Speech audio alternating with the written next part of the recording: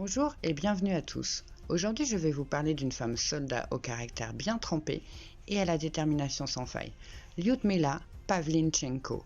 Et c'est parti!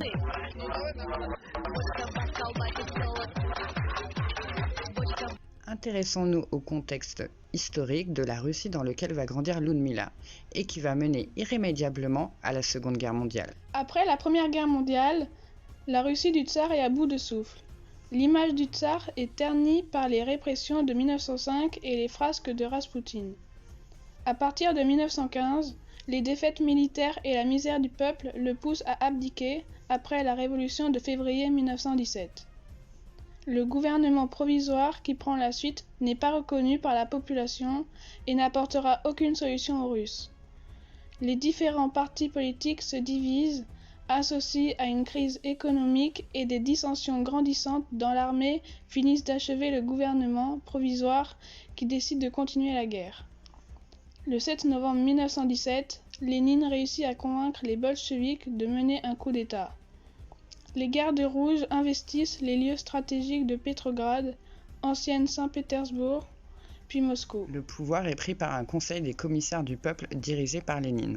Ses premières mesures concernent la terre, en annulant la propriété foncière, et il négocie la paix avec l'Allemagne.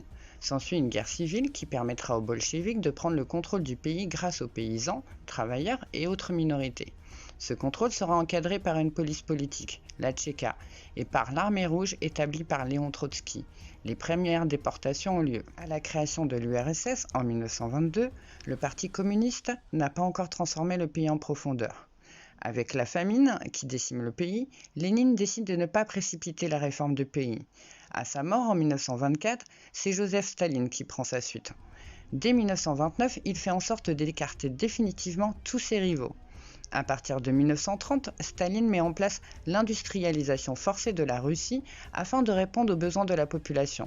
Bien que cela ne suffise pas, elle permet à l'armée de disposer de l'armement adapté. Les famines de 1933 seront le prix à payer de la collectivisation pour imposer le contrôle du pouvoir soviétique sur les campagnes. De plus, l'élimination des ennemis ou supposés ennemis du peuple insinue une peur de la population et renforce l'emprise de l'État et de Staline sur le pays. En 1934, on demande aux artistes de se mettre au service du réalisme socialiste. La propagande vante le progrès et dénonce les ennemis en glorifiant des personnages censés devenir des héros au service du peuple. Les membres du parti au contrôle de l'État ont une position dominante.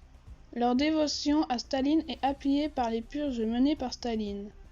En 1938, lors des procès de Moscou, 760 000 personnes sont arrêtées et 400 000 exécutées.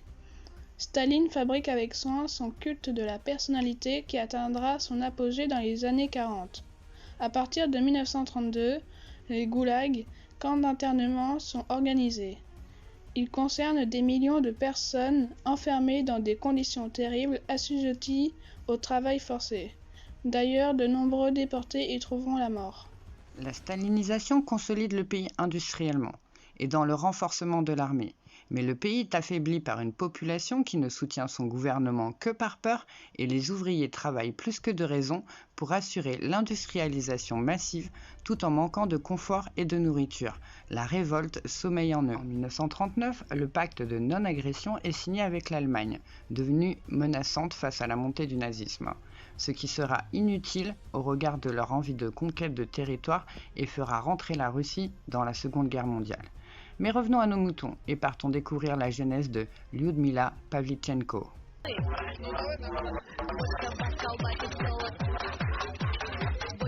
Lyudmila Pavlynchenko naît le 12 juillet 1916 à Bila Tserkva, un village ukrainien faisant partie de l'Empire russe et tout juste soviétisé. Petite fille turbulente et compétitive, elle grandit gentiment. À 14 ans, la famille déménage à Kiev. Elle s'inscrit dans un club de tir après avoir entendu l'un de ses voisins se vanter de ses talents de tireur. Elle dira « J'ai voulu lui prouver qu'une fille pouvait faire aussi bien que lui, je me suis beaucoup entraînée. » En parallèle de ses activités de tir amateur, elle travaille dans une usine d'armement de l'arsenal de Kiev. À 16 ans, elle épouse un médecin et donne naissance à un fils, Rostislav. Mais le mariage sera de courte durée. En 1937, elle commence des études d'histoire à l'université de Kiev tout en suivant un entraînement de sniper.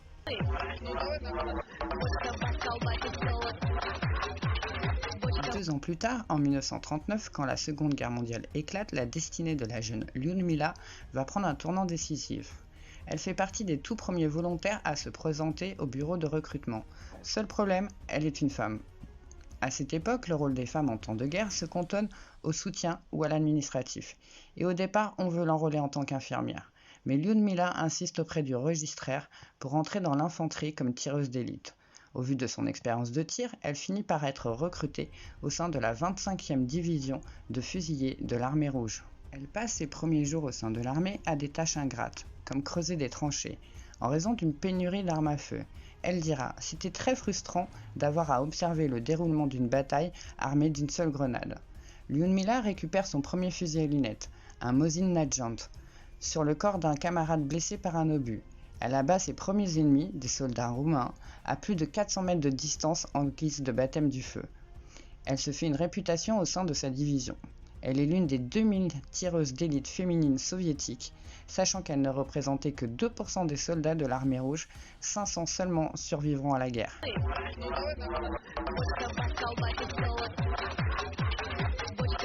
Lyudmila est envoyée à Odessa pendant 2 mois et demi, ville portuaire d'Ukraine, où elle tue pas moins de 187 soldats ennemis. Sa réputation de tueuse d'élite ne fait que grandir et ses ennemis la surnommeront Lady Death, la dame de la mort. Quand Odessa est prise par les Allemands en mai 1942, on l'envoie à Sébastopol, au sud-ouest de la Crimée. Elle abat des éclaireurs, des officiers et au moins 36 tireurs d'élite des forces de l'Axe, triade composée du Japon, Allemagne et Italie s'opposant aux Alliés. Elle sera promue lieutenant et citée au Conseil de l'armée du Sud pour avoir tué 257 soldats allemands. Elle dira « Nous avons fauché les soldats d'Hitler comme du grand mur ». Les chocs, les obus, les blessures et les balles qui traversent son corps à de nombreuses reprises ne la découragent pas. Son effectif total se monte alors à 309 ennemis abattus.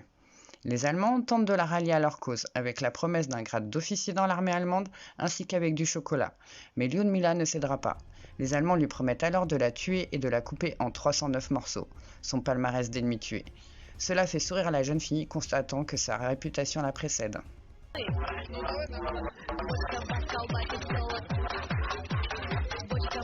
Suite à une blessure au visage causée par un éclat d'obus en mai 1942, et aussi à cause de sa célébrité croissante, ses supérieurs la retirent du front de guerre. Ils lui confient un nouveau rôle, celui de former les nouveaux tireurs d'élite et celui de propagandiste de guerre. En septembre 1942, Lyudmila embarque pour un voyage aux États-Unis et au Canada. Elle sera reçue par le président américain Franklin Delano Roosevelt à la Maison-Blanche, devenant la première citoyenne soviétique à être reçue par un président des États-Unis. Se liant d'amitié avec Eleanor Roosevelt, la femme du président, celle-ci l'invite à faire un tour des États-Unis pour raconter son expérience de la guerre. Elle intervient à des conférences à New York et Washington. Dans ses discours, elle motive les soldats à continuer le combat et défend le statut et la compétence des femmes dans l'armée. Les États-Unis lui offrent un pistolet automatique Colt et le Canada un fusil à lunettes Winchester. Elle sera attendue par des milliers de personnes à la gare d'Union de Toronto. Son voyage aux États-Unis laisse Lyudmila en demi-teinte, car les journalistes la critiquent sur son apparence physique et son maquillage, ne la prenant pas au sérieux en tant que soldat. Elle dira « Je suis stupéfaite du genre de questions que m'ont posées les correspondants de la presse à Washington. Ne savent-ils pas qu'il y a une guerre en Europe ? Ils m'ont posé des questions idiotes, telles que est-ce que j'utilise de la poudre, du rouge à lèvres et du vernis à ongles ? Et est-ce que je me frise les cheveux ? Un journaliste a même critiqué la longueur de la jupe de mon uniforme, arguant qu'en Amérique, les femmes portent des jupes plus courtes, et que mon uniforme me faisait paraître grosse. Cela m'a mise en colère. Je porte mon uniforme avec honneur. Il porte l'ordre de Lénine. Il a été couvert de sang au combat. Il est évident que dans le cas des Américaines, l'important est de savoir si elles portent des sous-vêtements en soie sous leur uniforme. Ce que représente réellement l'uniforme, ils ne l'ont pas encore compris.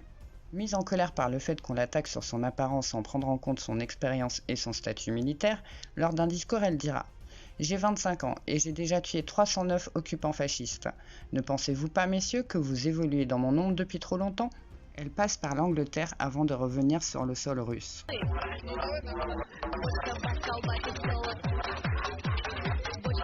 Lyudmila reprend ses activités de formatrice des tireurs d'élite puis obtient le titre de héros de l'Union soviétique en 1943, et à l'occasion, un timbre-poste est édité à son effigie. Après la guerre, elle reprend ses études d'historienne et obtient son diplôme. De 1945 à 1953, elle trouve un emploi de chercheuse assistante au quartier général de la marine soviétique. Par la suite, elle s'occupera du comité soviétique des vétérans de guerre. Elle reverra Eleanor Roosevelt en 1957 lors d'une visite de l'ancienne première dame en URSS. Bien qu'encensée par son parcours militaire et les honneurs qui lui seront rendus, la guerre lui aura laissé des séquelles. Elle est devenue alcoolique suite aux horreurs vécues et vues pendant la guerre, sûrement atteinte aussi du symptôme post-traumatique et restée choquée par le décès de son amant en 1942, mort dans ses bras, mais aussi par l'enfant qu'elle n'aura jamais vu grandir, sacrifié à sa carrière militaire où le fait d'être une mère n'était pas bien vu pour des combattantes. Lyudmila meurt le 10 octobre 1974 d'un arrêt cardiovasculaire à peine 58 ans. Toujours estimée par la population ainsi que par les pouvoirs politiques, elle sera honorée par des hommages nationaux et décorée à titre posthume. Un deuxième timbre sera édité à son effigie 2 ans plus tard, avec la réédition du premier timbre. Ses mémoires seront publiées sous le titre « La mort rouge » et des films s'en inspireront.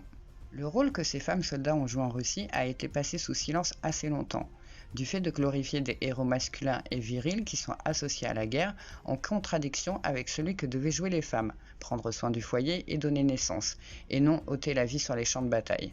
Aujourd'hui, on leur rend les honneurs qu'elles méritent. Merci à vous d'avoir regardé cette vidéo en ma compagnie et d'avoir suivi l'histoire de cette femme remarquable et combattante émérite, pas comme les autres.